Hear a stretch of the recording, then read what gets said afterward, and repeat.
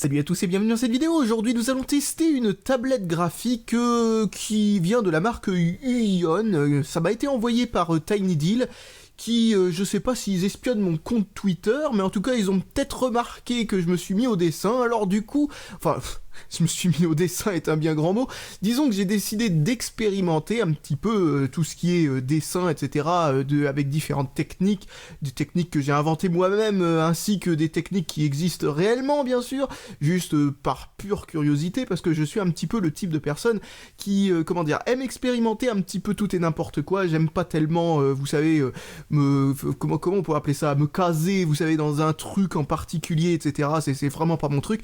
Donc, ce modèle, c'est le H610 Pro, c'est marqué sur le côté ici, ce n'est pas du tout marqué sur le devant, désolé, j'ai pas envie de bouger la tablette. Donc bref, qu'est-ce que je disais? Oui, donc une tablette graphique, alors pour ceux qui savent pas ce que c'est une sorte de plaque sur laquelle on dessine et ça fait des trucs à l'écran, waouh, incroyable. Donc en gros, voilà, ça permet de dessiner comme sur une feuille de papier, sauf que ce n'est pas un écran en fait. Alors du coup, c'est un petit peu une affaire, un petit truc à prendre, quoi, une petite habitude à prendre pour utiliser ce genre de truc. C'est pas si... Enfin, personnellement, je sais pas ce que ça a donné, j'ai jamais encore utilisé un truc comme ça. Alors pour ceux qui ont l'œil, cette chose-là ressemble presque comme deux gouttes d'eau à un des modèles de chez Wacom. Donc on peut pas forcément dire que c'est une contrefaçon, enfin moi je peux pas forcément dire que c'est une contrefaçon, parce que je peux pas comparer les deux côte à côte, mais en tout cas l'inspiration est flagrante. Bon bah commençons à ouvrir la boîte, donc hop, donc bon, c'est vraiment une très grosse boîte, mais la tablette en elle-même est très grosse avec. Commençons par les petits accessoires. Alors nous avons un câble USB qui est, oh là là, d'une qualité monstrueusement pourrie. Nous avons d'ailleurs cette prise qui est horrible. Alors ça c'est le genre de prise qui se casse tout seul, tout le temps. Ensuite nous avons un deuxième câble USB qui a l'air un peu moins foireux. Câble USB standard cette fois-ci avec une prise donc beaucoup moins fragile.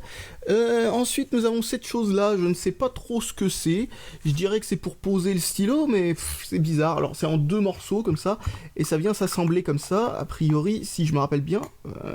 Attendez, il faut que je retrouve le truc, voilà, et voilà, ça ressemble à pas grand chose en fait, c'est vraiment juste un truc. Je ne sais pas du tout à quoi ça sert. Est-ce qu'on le pose là et on peut poser le stylo dessus?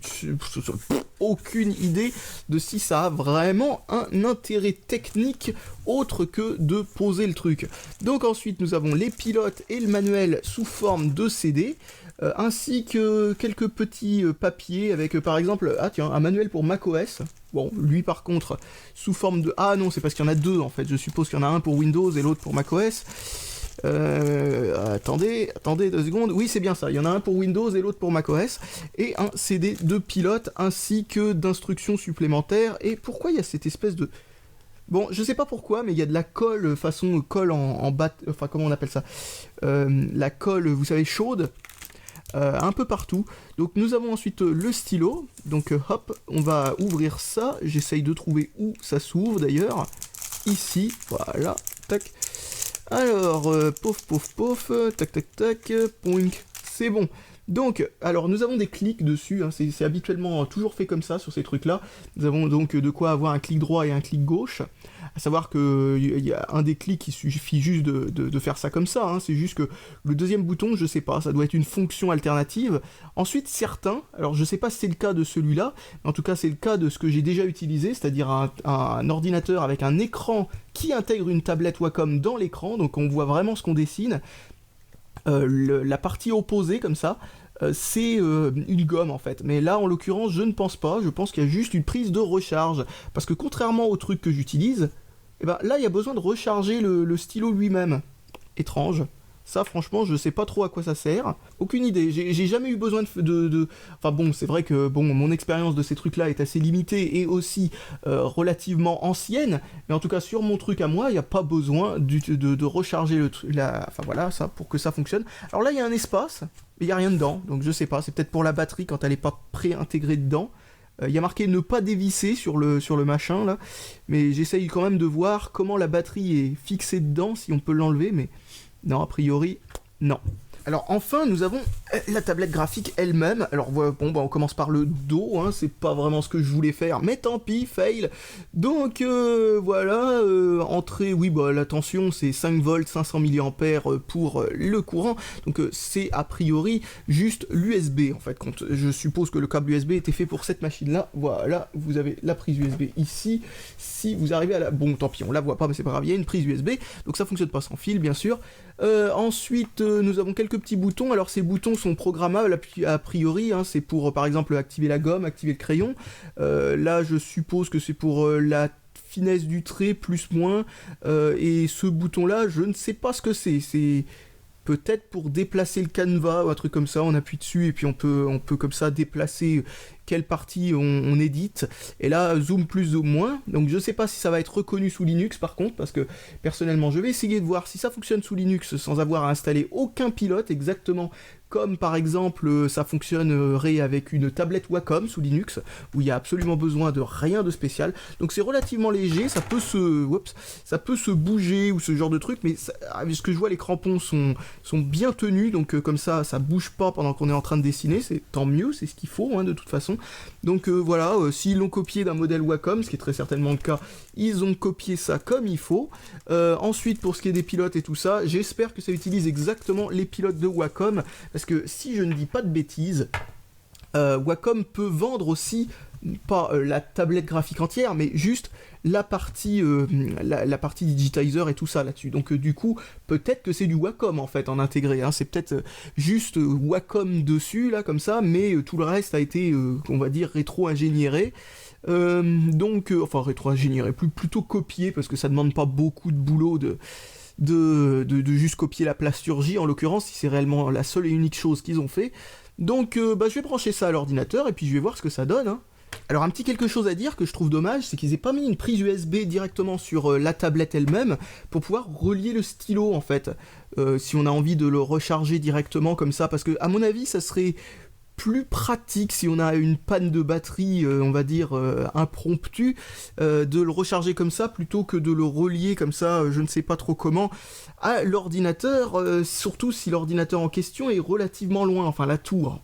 Alors j'ouvre le manuel pour Windows, parce que bon, macOS, Windows, peu importe, là comme je fais ça sous Linux, je m'intéresse seulement aux détails les plus flous.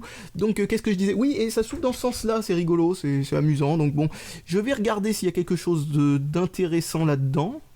Enfin, en tout cas, en termes de technique et tout ça, c'est vraiment littéralement comme... les tablettes Wacom, je veux dire le nombre de niveaux de pression et tout ça, enfin c'est les mêmes spécifications quoi en fin de compte. Donc ça serait pas tellement étonnant que ça utilise du Wacom en interne, même si franchement hein, j'en mettrais pas ma main coupée, hein, c'est juste pour dire.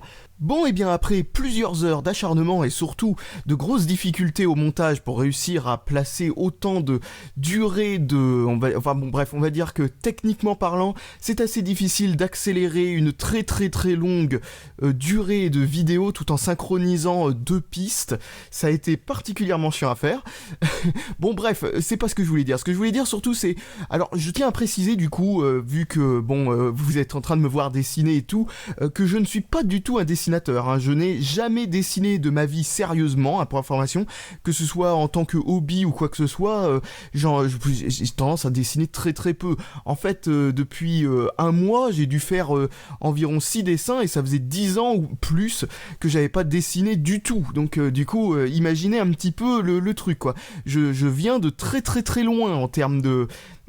voilà quoi, au niveau de la précision du geste et tout ça, je dois être assez médiocre, et en termes de technique et tout ça, si vous trouvez que c'est bizarre ou que je fais des choses que vous-même, si vous dessinez, vous trouvez anormal ou je ne sais pas quoi, sachez que je ne connais absolument rien, donc du coup, c'est normal, hein, totalement normal. Donc pour vous expliquer rapidement comment marche une tablette graphique, alors en réalité il suffit de déplacer le stylet par-dessus la surface et ça déplace en gros le pointeur à l'écran. Alors ça le déplace sans avoir à toucher la surface, hein, pour information. Et si vous touchez la surface, eh bien vous faites un trait. Et plus vous appuyez fort, et plus le trait sera foncé tout simplement. Parce qu'il y a une détection bien entendu de la force de pression. Alors la surface entière de la plaque représente en gros l'écran entier, c'est-à-dire qu'en gros le coin en haut à gauche représente le coin en haut à gauche de l'écran, hein, tout bêtement, hein, c'est vraiment tout bête. Bon après il y a des programmes qui permettent de pouvoir sélectionner qu'une partie de l'écran pour faire en sorte d'avoir une surface exploitable un peu plus grande, on va dire, où vous pouvez tout simplement jouer du zoom avec le logiciel que vous utilisez pour dessiner, tout simplement, du genre GIMP ou peu importe, hein, pour pouvoir faire en sorte d'avoir plus de précision et tout ça. Surtout sur les petites tablettes graphiques, ça peut être vraiment important de jouer du zoom. D'ailleurs, on verra ça un peu plus tard, parce que pendant tout le long du début du dessin, tout simplement, je n'ai pas du tout utilisé le zoom pour voir ce que ça donnait. Et je peux vous dire que le zoom arrange bien les choses, parce que ça a beau être très précis, ça n'a pas exactement le même feeling qu'une feuille de papier ou ce genre de choses, et c'est pas si facile en fait de faire des arrondis précis et tout le bazar, et surtout de se repérer, parce que je rappelle qu'il n'y a pas d'écran dedans, quoi. Donc il faut se repérer en regardant l'écran par rapport à ce que l'on fait sur une tablette qui, bien entendu, est plus petite en dessous. Alors c'est un coup à prendre, et bien entendu, là, c'était la première fois que je faisais ça. Alors du coup, il a fallu que j'apprenne un petit peu comme ça, quoi, à vif. Alors le tout est détecté sans aucun problème sous Linux, hein, sans avoir besoin d'installer de pilote, hein. Pour information, ça utilise des pilotes totalement standards, exactement comme une tablette Wacom. Donc encore une fois, pas d'installation. Sous Windows et sous macOS, je suppose qu'il y a besoin d'installer un truc, mais ça doit être plus de l'ordre d'utilitaires un peu spéciaux, je ne sais pas quoi. Enfin bref, je ne connais pas exactement le truc, mais les pilotes sont fournis avec de toute façon. Alors tout est utilisable avec MyPaint. Alors MyPaint, c'est ce que vous voyez à l'écran, ou GIMP, ou des trucs comme ça. Enfin, il y a plein de logiciels de dessin. Pour information, si vous l'utilisez sans programme qui est adapté à une tablette graphique, les niveaux de pression seront pas reportés en fait. Donc ça fonctionnera exactement comme une souris. Donc c'est pas forcément l'idéal. Mais avec un logiciel comme MyPaint ou GIMP, et très certainement d'autres, hein, bien entendu, vous avez une gestion complète des niveaux de pression. Alors du coup, c'est particulièrement agréable, du coup, pour faire des petits traits plus fins, des traits plus foncés, plus épais, etc. Suivant le type de brosse, vous avez un comportement différent aussi, enfin bref, ce genre de choses. Ensuite, un truc que je peux vous dire, c'est que j'ai eu un problème avec le double écran par contre chez moi. Alors ça vient peut-être du fait que j'ai un double écran un petit peu asymétrique, c'est-à-dire qu'en gros j'ai un écran 1080p et un écran 720p. Alors du coup ce que ça fait, c'est que je suis obligé de désactiver l'un des deux écrans temporairement, parce que sinon la tablette me dessine des ovales au lieu de dessiner des ronds. C'est-à-dire en fait sur l'écran vous avez un ovale qui se fait alors que vous essayez de dessiner un rond, ou pareil avec un carré vous dessinez un rectangle. Je sais pas exactement ce qui fait ça, mais je suppose encore une fois que c'est parce que la tablette essaye de représenter les deux écrans d'un coup, et que comme il y en a un qui a une résolution complètement différente de l'autre, ça cafouille dans tous les sens. Bon, encore une fois, hein, désactiver un des deux écrans temporairement ne posera aucun problème, surtout qu'en plus de ça, on utilise rarement deux écrans quand on dessine, étant donné que on n'a pas tellement le temps de regarder ailleurs. Alors comme je vous l'ai dit, les niveaux de pression sont gérés parfaitement bien sans avoir utilisé de pilote, mais c'est aussi le cas des touches qu'il y a sur la tablette. Alors les touches qu'il y a sur le côté, en fin de compte, sont mappées sur des touches de clavier, hein. C'est vraiment aussi simple que ça, c'est-à-dire qu'en fait, le bouton tout en haut à gauche correspond tout simplement à ALTF4, ce qui est un peu con, parce que le symbole, c'est le symbole annulé, donc logiquement ça devrait pas du tout être ALTF4, mais c'est pas grave. Donc bon, ce bouton est complètement inutilisable, mais les autres boutons, vous pouvez les mapper à n'importe quoi en fait. Il suffit d'aller dans votre logiciel de dessin, et vous pouvez comme ça, tout bêtement, aller dans la partie raccourci clavier, et choisir le raccourci clavier qui correspond à l'une de ces touches comme touche pour faire un truc. Par exemple, moi j'ai mis une touche pour la gomme, une touche pour donc passer du crayon à la gomme et vice versa, hein, pour information, une touche pour augmenter l'épaisseur du trait, baisser l'épaisseur du trait, enfin deux touches pour ça, hein, c'est exactement à ça que servent les touches d'origine, hein, de toute façon. Alors il y a une touche où il y a une symbole de petite main, à la place j'ai mis la touche annulée à cet endroit-là, étant donné que la touche annulée, comme je l'ai dit, fait ALTF4. Alors touche de petite main qui a priori je suppose qu'il suffit d'appuyer dessus et ensuite de déplacer le truc pour déplacer le canevas en fait, mais à la place j'ai utilisé le clic central pour faire ça, qui fait partie justement des touches qu'il y a sur le stylet lui-même, parce que sur le stylet lui-même vous avez des différents boutons, vous avez en gros clic droit, clic gauche, et l'un des autres clics aussi correspond à clic central, et celui-là on peut le paramétrer un petit peu à ce qu'on veut. Alors un truc que l'on peut dire, c'est que c'est pas très agréable quand on est gaucher d'utiliser ces fameux boutons qui sont à gauche, parce que on est tout le temps en train d'inverser les mains, franchement, enfin quand je dis d'inverser les mains, ou on est tout le temps en train de se déplacer avec son stylet et d'appuyer sur les différents boutons comme ça avec le stylet, ou peu importe, ou avec le petit doigt ou je sais pas quoi, ou on est obligé de croiser les mains. Alors c'est vraiment, non, personnellement je trouve ça très très très désagréable. Bon, après on va pas leur demander de dupliquer les boutons de chaque côté, c'est vrai que ça serait un petit peu, voilà, bon, pourquoi pas, bon, ça coûterait pas si cher à faire, mais bon, voilà. Mais bon, bref, quand on est gaucher, bah voilà, on se retrouve comme d'habitude avec ce genre de petits problèmes. Alors à force dans le dessin, je me suis rendu compte tout simplement qu'il fallait utiliser le zoom, ça c'est vraiment important, ça permet de faire les petits détails et tout ça, et surtout ça permet de faire en sorte que les petits détails, surtout associés au fait de pouvoir changer rapidement la taille de la brosse, ça permet de faire en sorte que faire les petits détails et tout ça, c'est pas du tout une corvée. Alors ça c'est vraiment une bonne chose, parce que franchement, moi personnellement, je déteste zoomer, déplacer le canevas et compagnie avec la souris, etc. dans ce genre de logiciel. Bah là, comme je le disais, avec les petits boutons et tout ça, et avec le fait de pouvoir utiliser le clic central pour déplacer le canevas, eh bien ça rend le tout très naturel en fait. Donc très franchement, oui, avoir une tablette graphique, pas forcément uniquement pour, on va dire, la précision du trait, mais en plus pour tous ces petits à côté, bah ça rend vraiment le travail bien moins pénible, quoi. Et ensuite, à force d'utiliser la tablette, eh bien je me suis rendu compte de quelques petits défauts, notamment par exemple les boutons qui sont vraiment violemment mauvais en termes de construction, hein. Franchement, regardez-moi ça, c'est vraiment n'importe quoi. Et ensuite, donc pour la pression, alors elle est très bien gérée, mais la tablette est bien trop souple. En fait, quand on appuie sur la tablette elle-même, eh bien elle s'enfonce, quoi, parce qu'il n'y a pas un renfort central, ou tout simplement le plastique n'est pas assez rigide. Et vraiment, c'est pas si gênant que ça, mais quand même, c'est le petit détail qui tue quand même. Voilà, j'ai envie de dire, c'est un truc professionnel, on ne verrait pas ce genre de choses, quoi. Alors en conclusion, c'est vrai que ce n'est pas aussi bon qu'un produit original. Il y a quelques détails comme par exemple la souplesse du plastique, comme je l'ai déjà dit, les boutons qui sont vraiment d'une qualité médiocre, la prise de recharge qui est vraiment le pire choix possible pour le stylet, ainsi que le fait que l'utiliser avec le truc branché est vraiment désagréable. Je sais pas s'ils auraient pu faire mieux, mais bon voilà, enfin en tout cas l'utiliser branché est très désagréable. Et voilà, bon, le truc c'est quand même, c'est 3 fois moins cher que l'original, quoi. C'est même plus de 3 fois moins cher que l'original. Et bon, on va dire que pour se faire la main, ce genre de truc, bah là en l'occurrence ça peut justifier, quoi. Si on a envie d'acheter un truc parce qu'on n'est pas certain qu'on va vraiment utiliser ce genre de choses, on a envie de débuter et tout ça, mais on sait pas si on va persévérer, bah, on achète ça, on se fait la main dessus et ensuite on achète un truc original. Logiquement, j'ai pas envie, enfin voilà, bon, ça, c'est clair que c'est pas de grande qualité et tout, mais au moins ça fait le job, quoi, j'ai envie de dire.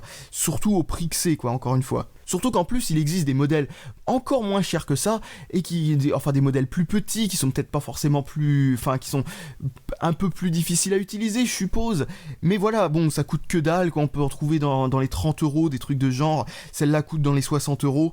Donc voilà, ça permet de débuter sans investir beaucoup, et je pense franchement que ça peut être suffisant pour pas mal de personnes.